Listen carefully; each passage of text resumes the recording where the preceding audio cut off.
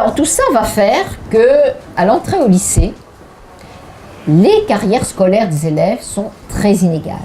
Et j'insiste parce que parfois on a l'impression, surtout quand on est enseignant au lycée, que finalement tous les élèves maintenant vont au bac, que tout ça est largement démocratisé. Si on regarde les taux d'accès, je ne vous donnerai pas beaucoup de chiffres dans cet exposé, mais quelques-uns sont parfois frappants. Si on regarde les taux d'accès à une seconde générale ou technologique, donc la différence à 100, c'est les secondes professionnelles.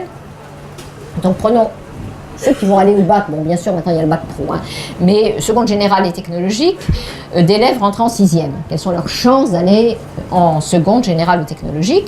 Pour les enfants de cadre, c'est presque 90%. Donc effectivement pour eux, voilà, ils y sont presque tous. Pour les enfants d'ouvriers non qualifiés, c'est à peine 40%. Donc vous voyez l'écart, 40, 90, c'est encore un bel écart, évidemment. Alors, on trouve d'ailleurs des chiffres encore inférieurs chez les enfants dont les parents ou le responsable, c'est encore cette notion à l'éducation nationale, le responsable de la famille est inactif. Vous trouvez peut-être parfois ça dans les statistiques. Inactif, ça veut dire c'est vraiment il n'y en a pas beaucoup heureusement, c'est les invalides, c'est pas les chômeurs, parce que les chômeurs sont actifs au sens de l'INSEE. C'est vraiment les invalides ou des cas vraiment très particuliers. Donc là on est encore en dessous, mais il n'y en a pas énormément heureusement. Donc on a entrée en seconde générale technologique de 40 à 90, c'est la résultante de tout ça. C'est la résultante d'inégalités qui se sont accumulées. Alors ça c'est bien connu, ça bouge très peu. Et dans notre pays, on a longtemps cru, et peut-être certains croient encore, qu'avec l'allongement des scolarités, ça finirait par s'arranger. On se dit, bah ouais, mais on va les laisser tous aller un peu plus loin, et tout ça finira par se tasser. Et donc, on a développé à partir des années 80 une politique très volontariste d'allongement des scolarités, porté par le fameux slogan 80% d'une classe d'âge au baccalauréat, et qui a été, ça a été une politique réussie, parce que ça a été vraiment, on l'a vu, moi à l'époque j'allais beaucoup dans le secondaire, et dans les conseils de classe, j'observais les conseils de classe, et vraiment le professeur disait, oui mais enfin si on fait ça, on n'aura pas de 80%, etc. Enfin ça a été vraiment un truc mené à la baguette, Et effectivement, si on regarde le pourcentage d'une classe d'âge au baccalauréat, en 1950, c'était à peu près 5%. On est passé à 11 en 1960, 26 en 81. Et en 90, 9 ans après, on a pratiquement doublé le chiffre. Et on est maintenant à 77%. Donc on a eu au cours des années 80-90 une accélération énorme. Qui a été vraiment une politique, je vous dis, dans les établissements, on disait, ben oui, mais il faut promouvoir les élèves, il faut les faire passer, etc. Et de fait, on a atteint cet objectif, puisqu'il y a maintenant plus de 80% d'une classe d'âge au niveau du baccalauréat. Si on compte tous les diplômes, la capacité en droit, les élèves qui sont apprentis, qui vont passer le bac en apprentissage, on est plutôt à 84. Donc on a tout à fait rattrapé ce qui apparaissait comme un retard, ce qui est apparu comme un retard dans les années 80. Pour l'anecdote, c'est Jean-Pierre Chevènement qui a lancé ce mot d'ordre, 80% de classe d'âge, en revenant d'un voyage au Japon. Il avait été au Japon, il était revenu en disant « tous leurs ouvriers sont bacheliers ». Et ça l'avait vraiment sidéré, parce qu'à l'époque, le Japon était un pays très très dynamique. Bon, ils ont eu des difficultés depuis, ils restent maintenant relativement riches, mais bon, ça l'avait beaucoup. On l'a vu sur toutes les télés de l'époque, on s'y rendait compte, tous leurs ouvriers sont bacheliers, nous on est en retard, c'est à cause de ça, alors allons-y. Et donc il a beaucoup œuvré pour cet objectif quantitatif, qui a été depuis relayé par les instances européennes. Comme vous le savez, on n'était pas parfaitement conscient dans notre pays, mais la plupart des objectifs que se donne l'école, surtout quand ils sont chiffrés, sont des objectifs européens. Il y a eu le traité de Lisbonne en 2000 qui s'est donné des objectifs, et donc le 80% il est dans le traité de Lisbonne, et il y a d'autres objectifs comme moins de 12% d'une classe d'âge qui a du mal à lire, tout est comme ça, et quand parfois on découvre des objectifs avec un nouveau ministre de l'Éducation, il ne fait que remettre en avant tel ou tel objectif européen. Le 40% d'une classe d'âge avec un diplôme du supérieur, c'est Bruxelles. Maintenant, on passe à 50%. Nous, on essaie toujours d'être un bon élève pour ça. Donc, voilà, nous, c'est 50%. Mais notre politique éducative est maintenant très, très pilotée au niveau européen, ce qu'on peut trouver tout à fait normal. avec des indicateurs, des indicateurs où on atteint pas tel ou tel objectif. Nous, en France, on se place assez bien, sauf avec ce problème des élèves qui ont du mal à lire, qui sont assez nombreux. Et puis aussi avec le taux d'adultes en formation continue, on est un peu faible. Mais sinon, on n'est pas mauvais, dans les rapports européens sur la France, ne sont pas du tout catastrophiques. Bref, tout ça pour dire qu'on a poussé dans les années 80 au développement de l'éducation et on pensait que ça allait être un facteur d'égalisation. Quand tout le monde accède à un bien, il y a moins d'inégalité. Mais évidemment, tout de suite, on se dit « ouais, mais c'est peut-être pas le même bien ». Et donc, cette expansion de l'éducation a été doublée d'une diversification. C'est comme une entreprise qui veut étendre son marché, elle va diversifier ses produits. Et donc, nous, a été créé en 87, le bac professionnel en particulier, pour diversifier les bacs et rendre atteignable cet objectif des 80%. Donc ce bac professionnel de 87.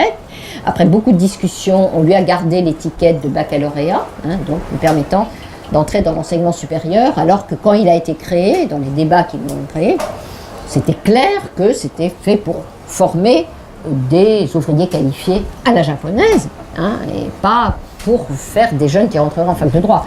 Mais bon, on a laissé cette étiquette, ce qui a entraîné beaucoup d'ambiguïté. Donc, du côté des élèves qui avaient déjà accès à l'enseignement général, l'expansion de l'éducation a été perçue comme une concurrence accrue. Alors, pas forcément explicitement, mais en tout cas par les familles. Les familles cherchent à classer leurs enfants. Il y a plus de concurrents. Et donc, on a vu les différentes séries du bac se diversifier sociologiquement, en particulier le bac scientifique, qui dans les années 70 n'était pas au-dessus du lot. Et même avant, d'ailleurs, moi à l'époque où j'ai eu mon bac, c'était plutôt les meilleurs élèves, on les orientait plutôt en littéraire. Et j'ai le bac littéraire, et puis ceux qui faisaient sciences ex, maths LM, c'était plutôt ceux qui ne pouvaient pas faire de littéraire. Mais à partir des années 70-75, avec l'expansion du bac, c'est le bac scientifique qui est devenu le bac prisé par les familles instruites et aisées. Et puis tous les bacs se sont hiérarchisés.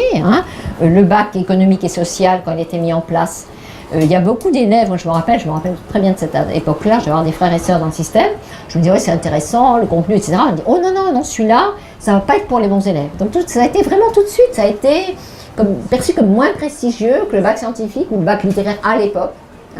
Et donc tous les bacs se sont hiérarchisés strictement avec, bien sûr, les bacs technologiques ensuite, et puis le bac professionnel, on en parlait d'une certaine manière, même pas.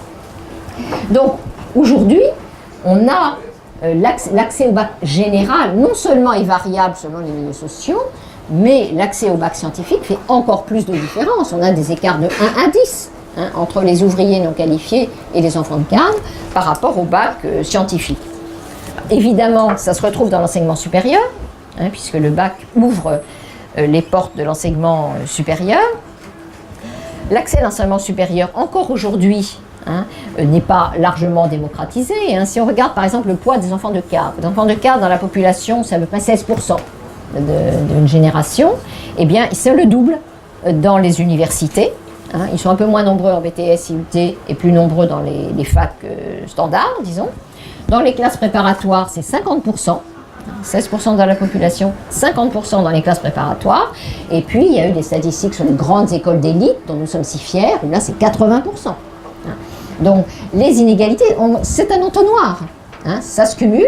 Et si on regarde les filières les plus élitistes de notre pays, c'est vraiment les 80% d'enfants de cadre supérieur, c'est extraordinaire. Et ça, les étrangers le notent, ça les étrangers le disent. Ah ben oui, mais vous avez des écoles d'élite très sélectives. Parce que dans beaucoup de pays, y compris l'Allemagne par exemple, avec qui j'ai fait des comparaisons il n'y a pas très longtemps, en Allemagne, les enfants de milieu aisé, ils vont à l'université. Et quand ils ne peuvent pas aller à l'université, c'est un second choix, ils vont dans les Fachhochschulen, qui sont l'équivalent de nos écoles d'ingénieurs. Mais c'est un second choix. Mais les meilleurs, ils vont à l'université. Alors que nous, on le sait bien, c'est pas comme ça que ça fonctionne. Les enfants de milieu aisé essaient de se ruer vers se réserver même les classes préparatoires aux grandes écoles et les écoles d'élite. Et puis les autres donc vont à l'université. Et d'ailleurs, l'évolution ces dernières années a plutôt durci cette affaire-là, parce que les grandes écoles, pour préserver leurs débouchés, n'ont pas ouvert leurs portes. Elles sont restées relativement malthusiennes. Elles ont fait quelques systèmes d'ouverture pour les diplômés des universités, mais de façon assez limitée, quoi. Donc elles sont restées malthusiennes. Et ce qui s'est démocratisé, c'est l'université et l'accès au troisième cycle. Hein.